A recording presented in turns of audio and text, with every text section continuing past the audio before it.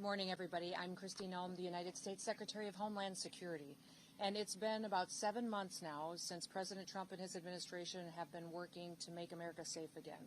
As you know, the Department of Homeland Security is tasked with making sure that we have a secure border, which we have overwhelmingly been successful with by President Trump's direction, at making sure we're enforcing our laws in this country, that the rule of law matters, and that it applies equally to everybody.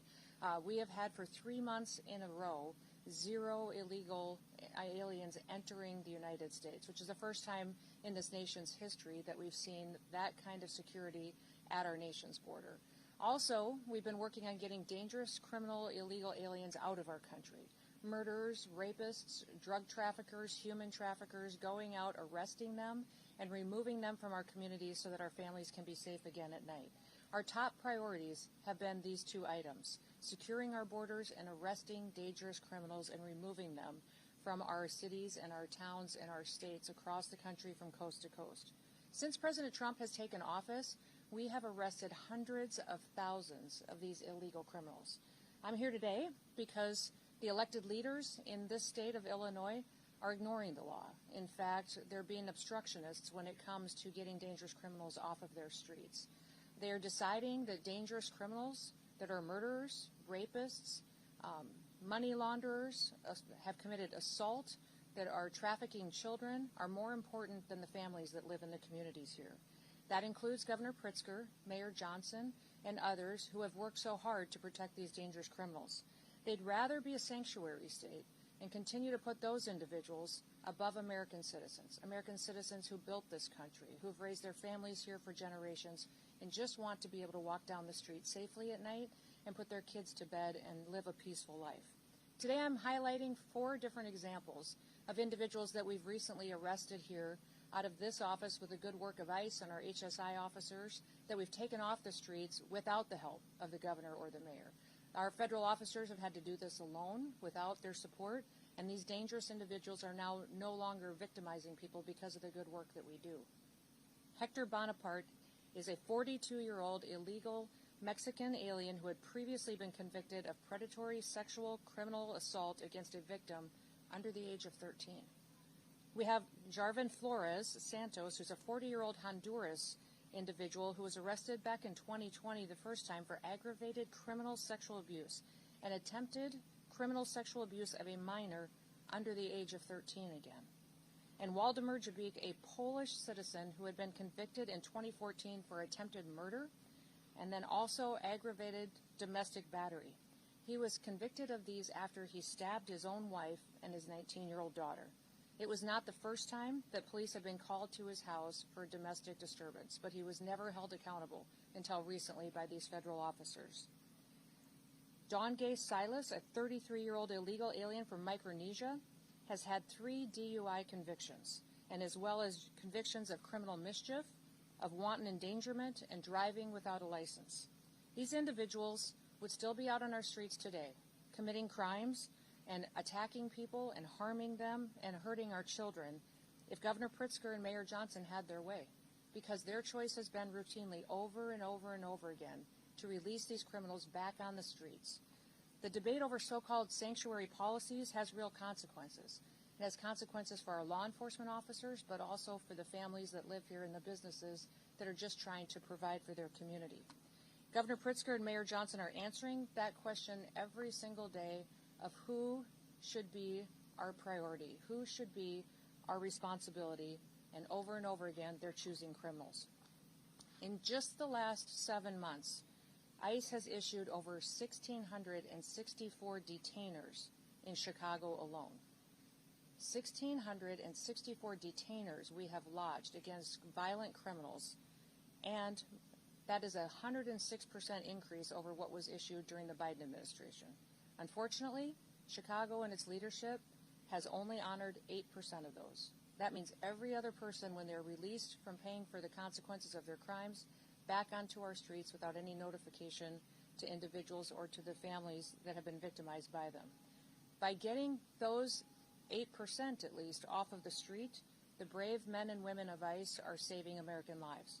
Yesterday we announced that now our ICE officers are facing a 1,000% increase in assaults against them. And you read about the stories and hear what's happening from coast to coast every day in our national media and in our press.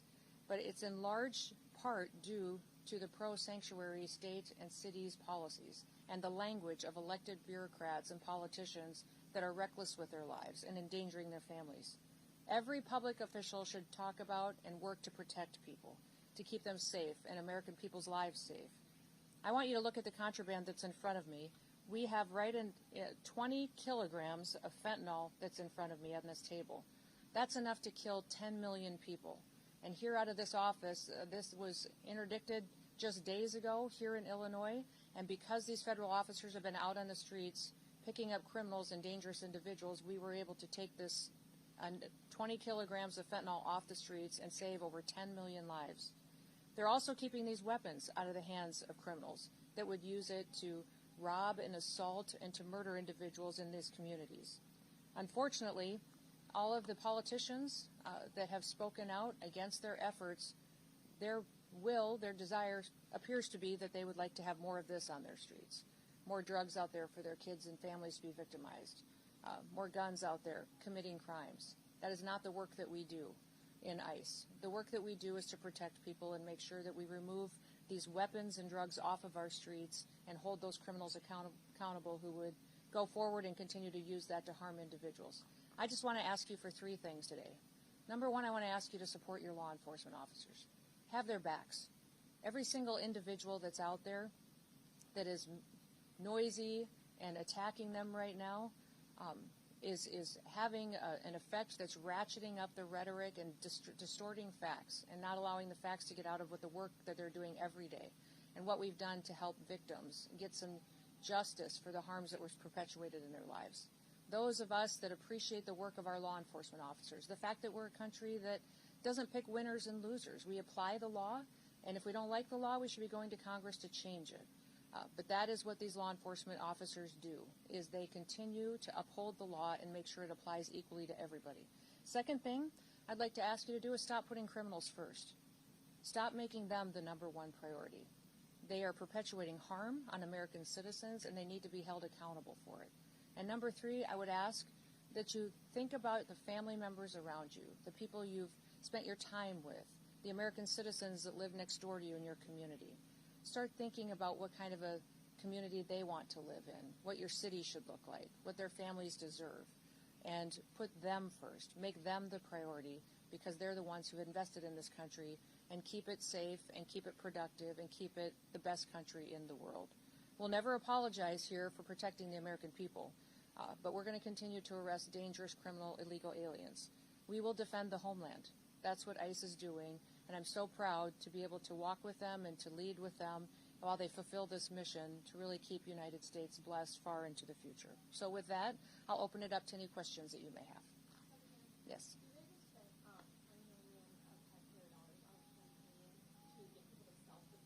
Mm-hmm.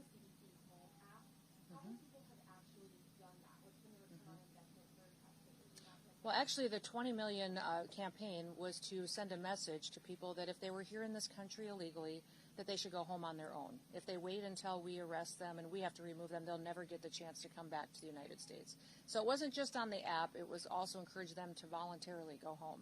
We know thousands and thousands of people have used the app, but we also know that hundreds of thousands of people have left on their own, not utilizing a government program to do so. I've been to, I think, 10 different Central American and South American countries and visited with their presidents, with their foreign ministers, interacted with the Department of State, and over again I'm hearing that hundreds of thousands of their citizens are coming home voluntarily. They've seen the ads, they've seen the messages on social media that if they go home on their own, they'll get the opportunity to come back to the United States the right way. And so most of these countries as well are setting up programs to welcome their individuals home.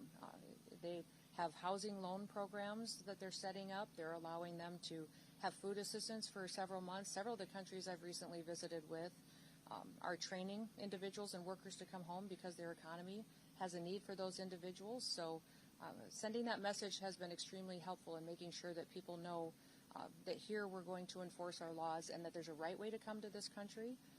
And you're going to be allowed to do that if you voluntarily leave.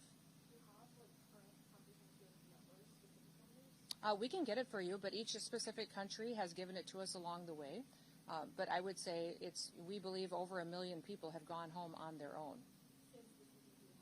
Since we have started this administration, yes. But we've arrested hundreds of thousands that have gone through our system. Yep.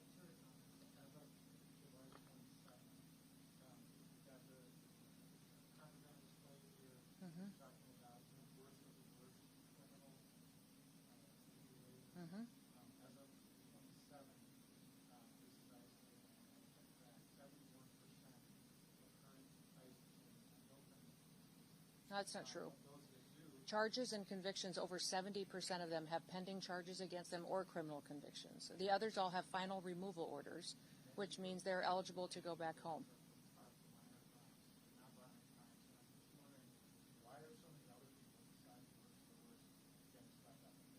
Nobody's getting swept up. We're running targeted enforcement operations across the country. And using our case files and our information to know who is a criminal in this country that needs to be removed and who has a final removal order. Nothing's changed. Huh? What's wrong with our targeting?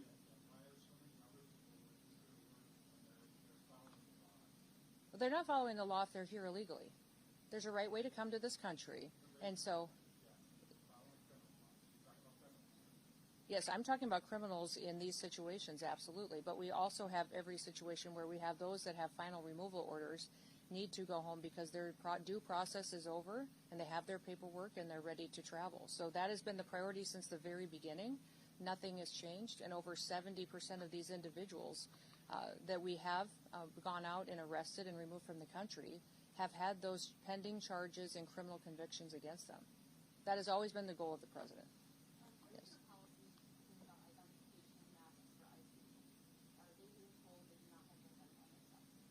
ICE is always wearing something that identifies them, who they are, and what operation they're out on.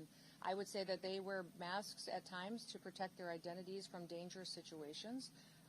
The leadership teams, we leave that up to them to discern what's necessary in certain situations. And with the rise in violence that we continue to see against these officers, with that 1,000% increase, it's making sure that they are safe while they do this job and that they get home to their families at night too is incredibly important. Yes, I would like to see that because they have identification, they have gone into situations, and when they have been out looking for these dangerous criminals and have been verbally identifying themselves, and if there is a mask required, it's for their safety because of the situation that they're encountering.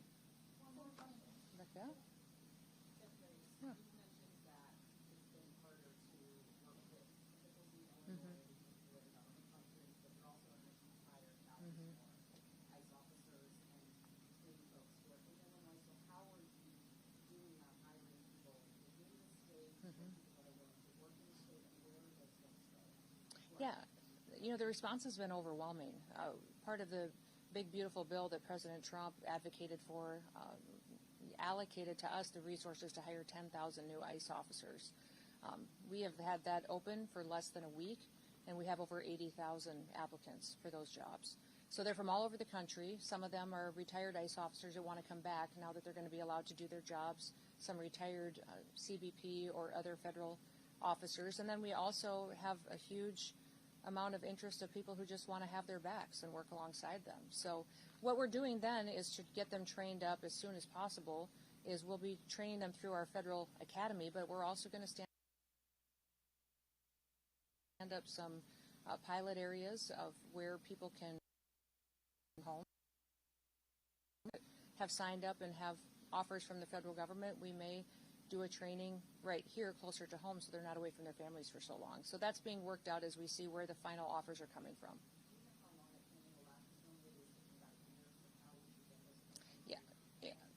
Yeah, it'll be within weeks because we're going to give them credit for what they already know. If they're former law enforcement, they already have training and certifications that we will honor and look at. They'll still go through testing. They'll still go through drug testing and physical tests and all of that. But we want to make sure that it's an expedited, where we check the box if they have the experience, then it helps us not keep them stalled out in an academy for weeks at a time. Sure. How ICE operations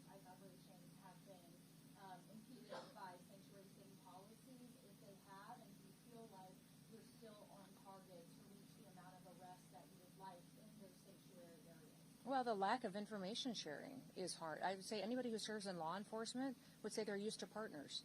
They're used to being able to call up a local law enforcement officer, a sheriff, a highway patrol officer, and say, hey, do you have any information on this individual that is a murderer that's been cited in your city?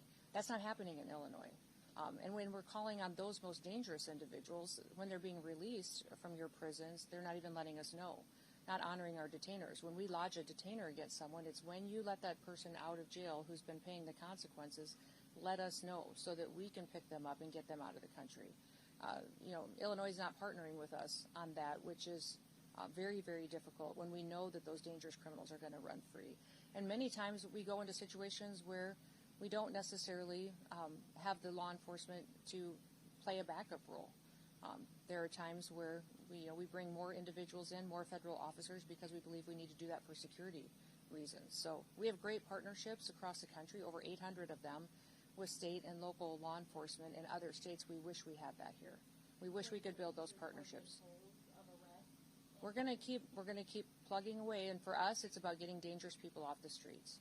So our target is to get dangerous people off the streets. Last question back there.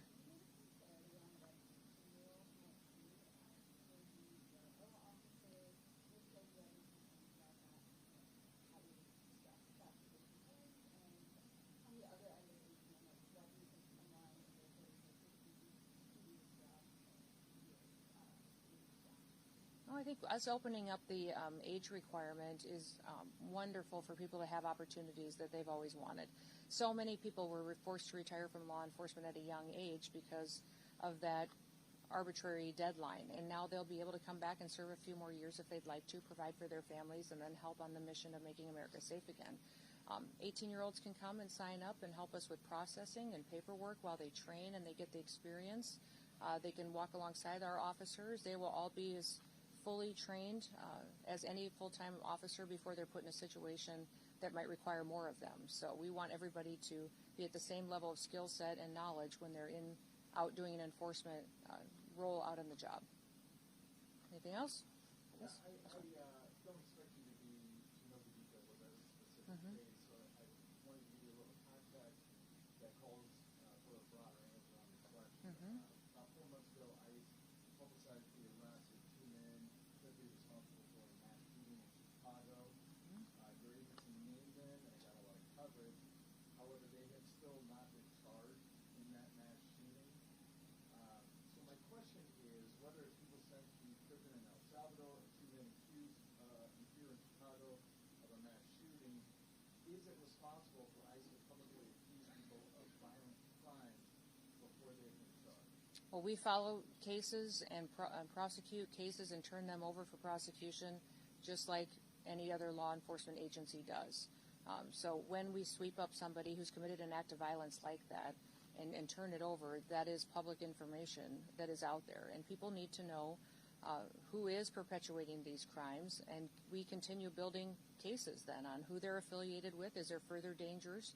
Our investigators are some of the best in the country that are out there making sure that not only is that person now incarcerated, but who were they affiliated with that could be another danger that we need to continue to look at. So even if they haven't been officially charged? I would say we follow the exact same process every federal agency does, every state agency does for law enforcement. So we have not changed our methods or how we handle cases or how we even communicate about them than we have since the very beginning, or how the Biden administration did, or the Obama administration. We do it exactly the same. What I wish is you guys would talk about the victims more. How many people were shot in that mass shooting? How many people were victimized? How are their families doing?